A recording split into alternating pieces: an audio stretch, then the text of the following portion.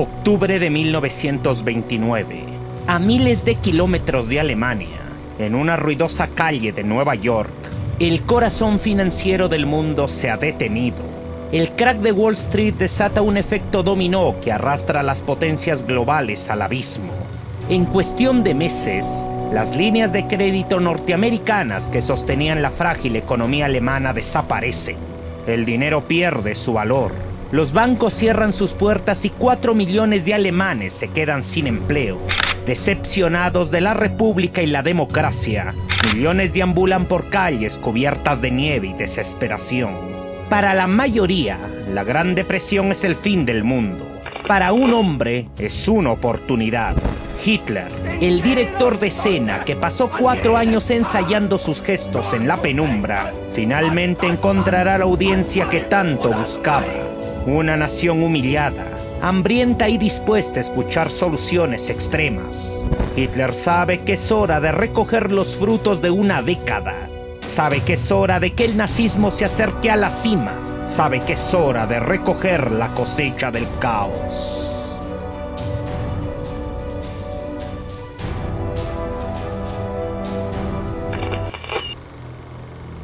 Al igual que Napoleón, que no reconoció de inmediato la importancia de la Revolución Francesa cuando empezó, Adolf Hitler no reconoce el impacto de la Gran Depresión en sus primeros días. El Volkischer Beobachter, periódico oficial del nazismo, ni siquiera le dedica unas palabras al Viernes Negro de Wall Street.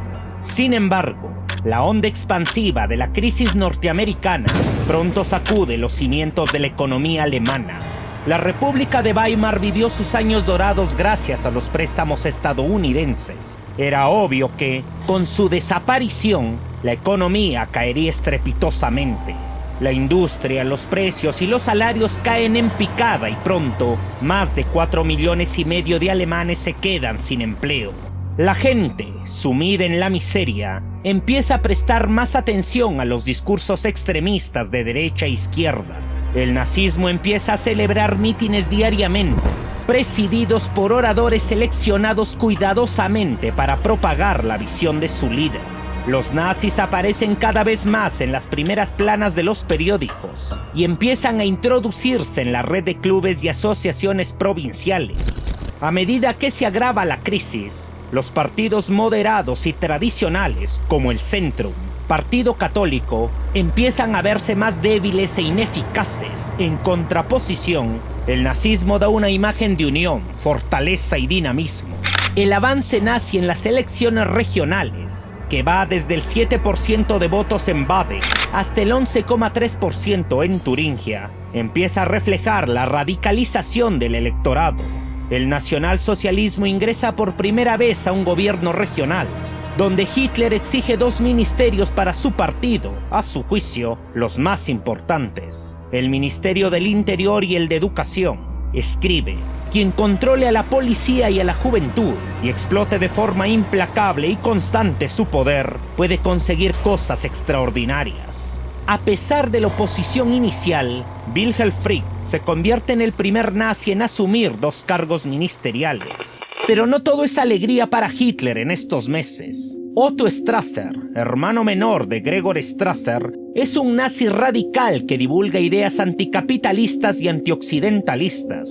Su rechazo tajante a la burguesía y su apoyo a las clases sociales lo han acercado peligrosamente al bolchevismo. Desobedece abiertamente a Hitler cuando éste ordena no apoyar una huelga, y el líder del nazismo se reúne con él para poner cartas sobre la mesa.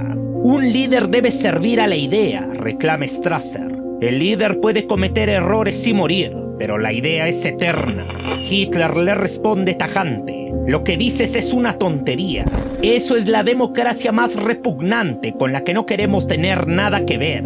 Para nosotros el líder es la idea, y todos los miembros del partido tienen que obedecer únicamente al líder. La reunión termina con Strasser saliendo del partido, mientras Hitler lo califica como un judío blanco intelectual incapaz y un marxista de la peor especie. Por otra parte, Wilhelm Frick, en su posición como ministro regional, es incapaz de reestructurar la educación a partir del racismo ideológico. En apenas un año es destituido de su cargo convirtiendo el primer experimento nazi en el gobierno en un desastre. Heinrich Brüning, político opositor que en unos meses condenará a la República, menciona: ¿qué podemos temer de Hitler y su sarta de fanáticos? La estrategia para moderarlos es simple: darles cabida en el gobierno. Tarde o temprano, ellos mismos demostrarán su incompetencia. Las élites políticas alemanas, quienes nunca han terminado de aceptar la democracia, y en vez de defenderla, la buscan reemplazar por una forma de autoritarismo, tendrán gran culpa en el ascenso del nazismo. Por muy talentoso que sea Hitler como agitador, sin la debilidad de los políticos de turno, la verdad es que ni siquiera se hubiera acercado al poder. El gobierno del socialdemócrata Hermann Müller cae por falta de apoyo y es reemplazado por el ya mencionado Heinrich Brüning, quien, en aras de mantener un gobierno antimarxista y un sistema más autoritario, influye en la disolución del Reichstag en 1930, convocando a nuevas elecciones. La decisión de Brüning, que pasará a la historia como el error que condenará a la República, nace de un mal cálculo. El canciller termina subestimando al nazismo y, peor aún, el grado de ira y frustración que impera en el país. La oportunidad dorada que ha esperado Hitler finalmente llega. Joseph Goebbels, nombrado recientemente jefe de propaganda, es quien se encarga de caldear la campaña electoral hasta llevarla al rojo vivo.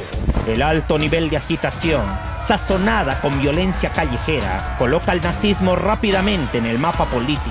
2 años antes, a casi nadie le importaban los nazis ni su líder. Ahora es imposible no hablar de ellos. La energía y dinamismo de la agitación es francamente impresionante. Nunca antes se organizaron 34.000 mítines en toda Alemania en 4 semanas de campaña. El propio Hitler pronuncia 20 grandes discursos en este periodo, teniendo una asistencia masiva. 16.000 personas lo escuchan en el Sport Palace y 20.000 lo aplauden en el Breslau.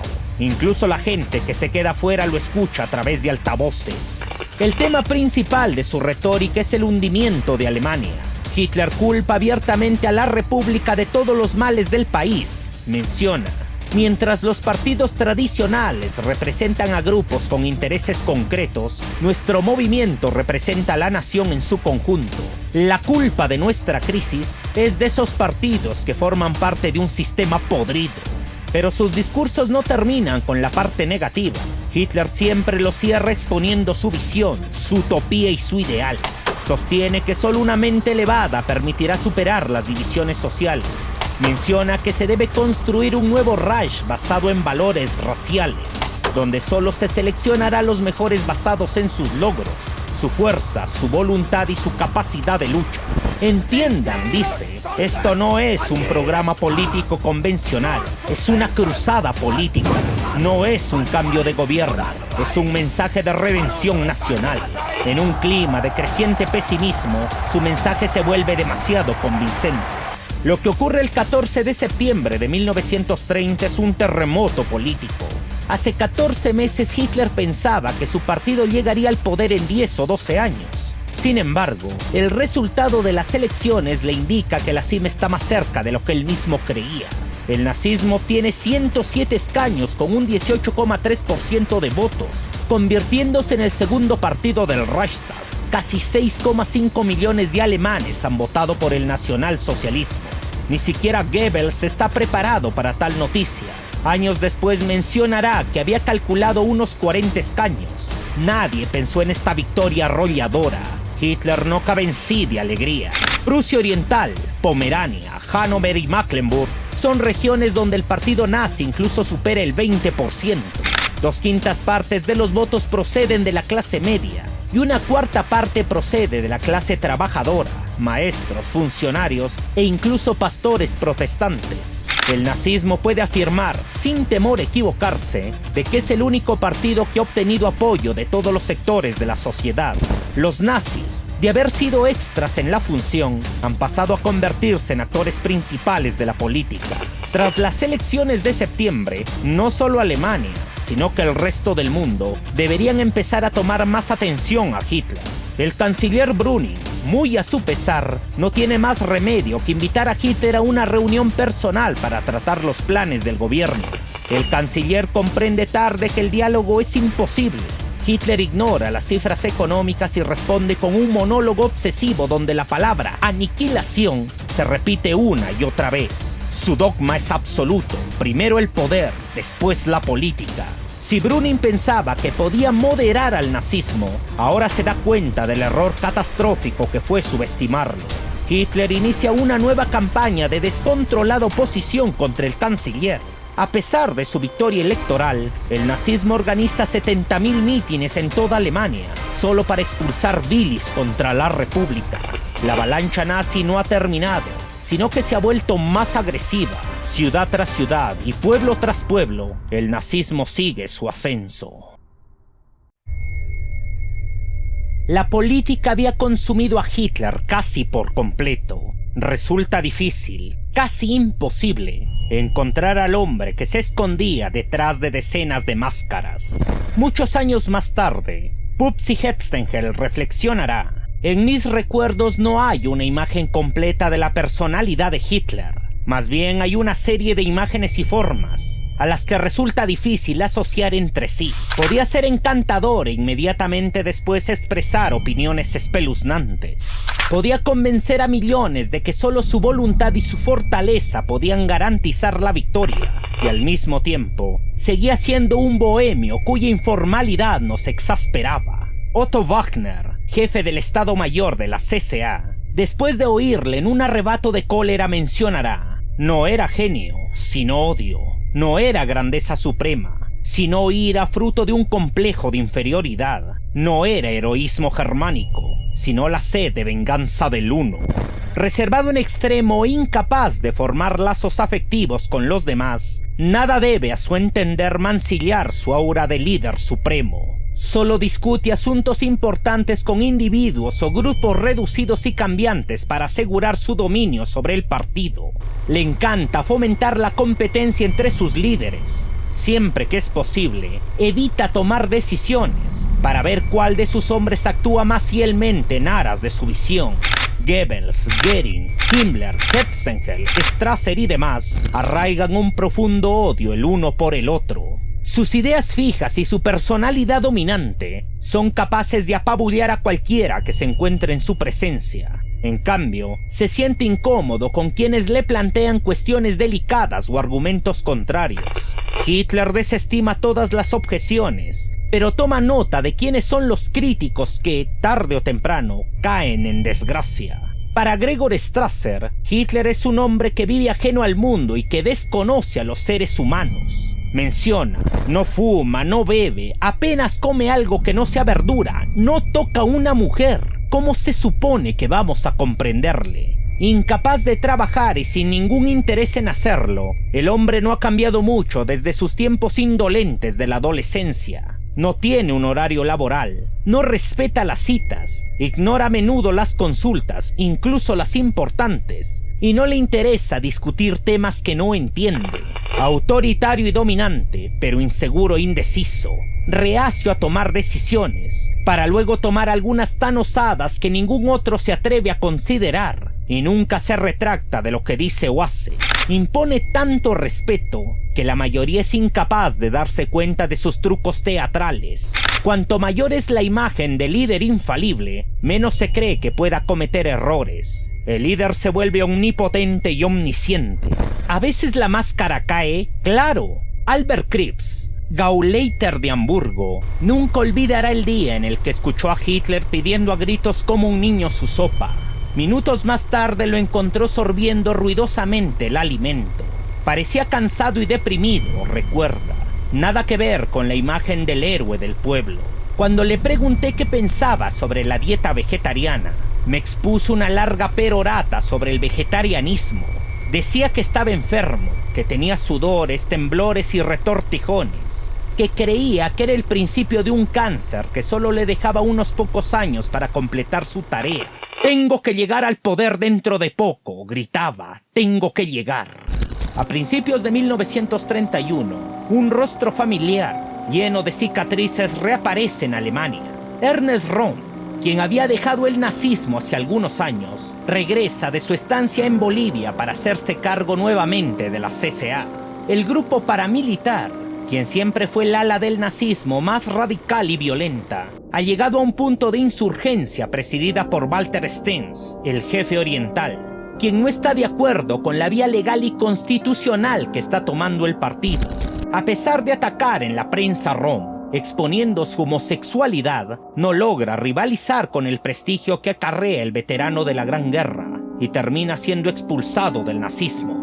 Aunque Rom también apoya la violencia como método para llegar al poder, decide controlar a sus hombres por petición de Hitler. Después de todo, el poder parece cercano. A pesar del pacto Hitler-Rom, la tensión entre los dos hombres no desaparecerá y explotará 3 años después en la carnicería de la Noche de los Cuchillos Largos. Pero esa es una historia que aún no nos compete. 1931 no solo es el año de la crisis con la CSA, sino que trae consigo una crisis personal para el líder del nazismo. Geli Raubal, sobrina de Hitler, quien vive con él desde hace 2 años, es encontrada muerta en el piso de Hitler de un disparo efectuado con la pistola de este. Como ya se ha señalado, las relaciones del Führer con las mujeres son muchas veces anormales. A mediados de los años 20, alentó la obsesión de una jovencita llamada Maria Reiter, a quien después de ilusionarla con halagos y presentes, la terminó ignorando por completo. Desde Stephanie en la lejana Linz, ninguna mujer ha despertado por Hitler sentimientos más profundos. Para él, las mujeres no son más que un objeto, un adorno en un mundo de hombres. Eva Braun, por ejemplo, a quien conoció en el otoño de 1929, pese a lo muy conocida que será su relación en el futuro, solo despierta un interés superficial por el líder nazi. Heinrich Hoffmann, fotógrafo personal de Hitler, señalará: para él, Eva solo era una criatura atractiva, en la que, pese a su actitud despreocupada y frívola, hallaba la clase de tranquilidad y reposo que buscaba, pero nunca, ni en su voz, ni en su mirada, ni en sus gestos, se comportó de un modo que sugiriera un interés más profundo. Geli Raubal fue distinta. Pese a que no tenemos claro el tipo de relación que tuvieron, Hitler, desde el tiempo de su madre, nunca había vuelto a depender emocionalmente de una mujer. Si la relación que tuvieron fue incestuosa o no, no lo sabemos, pero la actitud de Hitler con ella muestra todos los rasgos de una dependencia sexual latente. Celos enfermizos y una actitud posesiva tan dominante llevaron al extremo a la muchacha. La llevaba a todas partes, la presumía como un trofeo. Cuando se enteró que tenía una relación con su chofer, Emil Maurice, montó tal escena de cólera que pareció que dispararía a su empleado. La muchacha era vigilada y acosada en extremo, lo que le produjo un resentimiento profundo contra su tío. Comentó: es un monstruo, nadie es capaz de imaginar lo que me exige. Geli estaba desesperada por librarse de las garras de Hitler. Una vez más, resulta imposible determinar si hubo maltrato físico. Según rumores, la encontraron con la nariz rota y otras señales de violencia física, pero no hay evidencia sólida que respalde esto. Los enemigos de Hitler sacan todo el provecho que pueden y en los periódicos opositores crean toda clase de historias aberrantes. El escándalo es enorme y se rumora que el propio Führer ha acabado con la vida de su sobrino, nuevamente inconfirmable. La verdad nunca se sabrá, pero la explicación más probable es el suicidio. Hitler cae en depresión, pero tras una semana se sacude la pena y decide continuar. La política, como siempre, es primero. Durante los años 20, los grandes empresarios habían mostrado escaso interés por el nazismo, mas los resultados de las elecciones de 1930 y su posterior avalancha de agitación ha obligado a la comunidad empresarial a fijarse en el partido de Hitler. Durante los meses siguientes, diferentes reuniones y asambleas se conciertan con el fin de formar alianzas. Pese a que Hitler, apoyado por otro de sus brazos derechos, Hermann Göring, se esfuerza por vincular a los grandes magnates, estos siguen reacios a tomar en serio a los nazis, a quienes consideran unos anticapitalistas radicales. El nazismo se sostiene con las cuotas de sus afiliados y las entradas de sus mítines. Los fondos que reciben de empresarios más pequeños generalmente van a las arcas de los dirigentes, como Göring, quien necesita ingresos cuantiosos para mantener su vida llena de excesos, drogas y lujos. Strasser, Goebbels o Rom, todos beben de la misma corrupción. Hitler se beneficia de estos ingresos. Sería extraño decir que no. De hecho, se rumora que recibe parte de los fondos de los pequeños industriales. Sus fondos personales se mantienen estrictamente en secreto, aunque dentro de unos meses, su libro, Mi lucha, lo convertirá en un hombre muy rico. De momento se le calcula ingresos superiores a los 50.000 marcos. Pese a que pregona en sus discursos ser un hombre del pueblo, que siente al igual que millones el frío y el hambre, disfruta de una vida de Mercedes, lujosos hoteles, grandes mansiones y un séquito personal de guardaespaldas y ayudantes. 1932 mostrará los síntomas más crueles del cáncer que viene destruyendo a la República. El enfrentamiento político entre dos hombres, uno símbolo de los valores nacionales y el otro un aventurero político advenedizo, marcará el preludio de la tragedia que seguirá. Durante 7 años, el presidente del Reich ha sido el anciano general y héroe de la Gran Guerra, Paul von Hindenburg, cuyo mandato está a punto de llegar a su fin, pero que, indudablemente, presentará su reelección. La convocatoria de elecciones presiona a Hitler a postularse como presidente. Aunque al principio no cree vencer al antiguo héroe de Tannenberg, no tiene otra opción que aceptar el desafío. Decir que no podría provocar la decepción y deserción de miles de sus seguidores. Apenas logra recibir la nacionalidad alemana, ya que sorprendentemente seguía siendo una apátrida en todos estos años, Hitler pone a funcionar la maquinaria propagandística. El mensaje nazi es claro. Votar a Hitler es votar por el cambio. Hitler pregona en sus discursos referenciando a su anciano rival. Viejo, tienes que hacerte a un lado. El país se inunda por un verdadero aluvión de mítines, desfiles y concentraciones nazis. El líder del nazismo vuelca todas sus energías en la gira electoral hablando ante enormes multitudes. El resultado de la primera vuelta, no obstante, es una amarga decepción. Hitler obtiene 30% de los votos, mientras que su rival se acerca al 50%. A Hindenburg solo le faltó poco para ser reelegido presidente. Sin embargo, tiene que celebrarse una segunda vuelta. Esta vez la propaganda nazi recurre a un nuevo ardid. El primer vuelo de Alemania muestra a Hitler viajando en un avión alquilado, adornado con el lema «El Führer sobre Alemania», a través de varias ciudades en los que ofrece grandes discursos.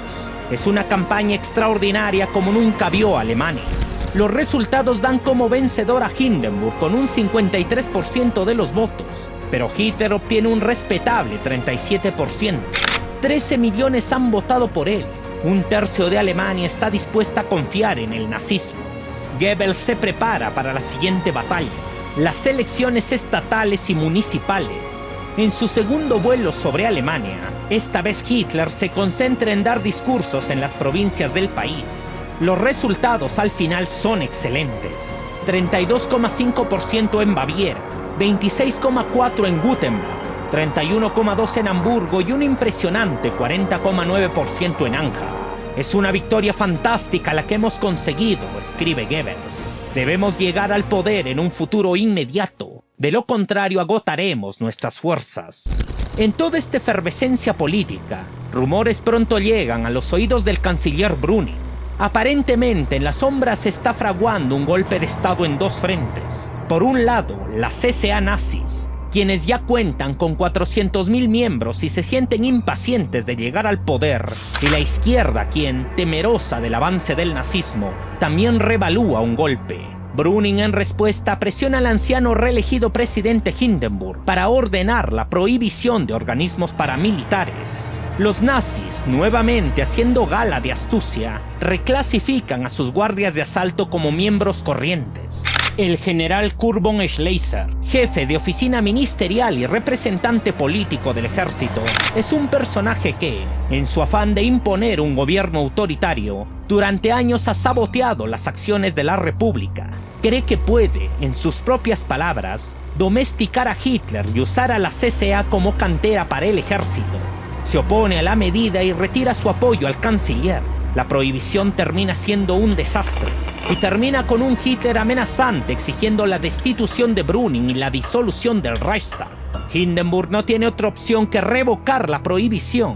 mas el gobierno de su canciller queda desprestigiado y para mayo, Brüning será revocado de su cargo. Goebbels, feliz en su escritorio, escribe: el sistema se está desmoronando. El nuevo canciller de la República, Franz von Papen, miembro de la nobleza católica, conservador y con muy buenas relaciones, lamentablemente toma el cargo dependiendo únicamente de las decisiones presidenciales y la tolerancia del nazismo. Ante las amenazas del partido de Hitler, se disuelve el Reichstag y se convoca nuevas elecciones. Sin la prohibición de los organismos paramilitares, Alemania cae en una vorágine de violencia callejera. Las peleas diarias entre nazis y comunistas amenazan con desembocar en una guerra civil. Para junio de 1932, 17 asesinatos se reportan en las calles y en julio la cifra llega a 86. Los heridos se cuentan en centenas. Hitler se embarca en su cuarta campaña electoral en 4 meses y nuevamente no se escatima en los gastos de dinero y energía. Por primera vez se usa la propaganda cinematográfica y se fabrican 50.000 discos de gramófonos con su mensaje. Hitler inicia su tercer vuelo sobre Alemania para llevar sus ideas virulentas contra la República. Los resultados de las elecciones son nuevamente impresionantes. Los nazis obtienen 37,4% de los votos y unos 230 escaños en el Parlamento. Parece que ya nada puede detenerlos. Tal cual general vencedor, quien ha ganado la guerra, Hitler, reunido con el canciller von Papen, altanero y dominante, exige la Cancillería de Alemania. Manejar un partido de millones, con una fuerza paramilitar aterradora y un parlamento de cientos de escaños, le hacen creer que puede exigir lo que quiera. Goebbels incluso escribe en su diario: el jefe se convertirá en el canciller del Reich. No volveremos a renunciar al poder nunca más. Tendrán que sacarnos con los pies por delante. Los seguidores nazis incluso presienten el triunfo y hacen preparativos para la confirmación de la noticia. Mas Hitler y sus seguidores chocan con un muro que, de haberse mantenido en el futuro, nunca les hubiera permitido llegar al poder. Hindenburg, el anciano presidente de la República, quien entiende que es un peligro darle todo el poder a un solo hombre, se niega a darle la Cancillería. Hitler es convocado a una reunión donde el anciano, correcto pero frío, le expone su punto. Lo máximo que se le puede dar es la vicecancillería del Reich para que colabore con el ilustre von Papen. Hitler responde: el jefe de un movimiento tan grande como el mío no puede aceptar menos que la Cancillería. Cualquier otra opción sería inadmisible.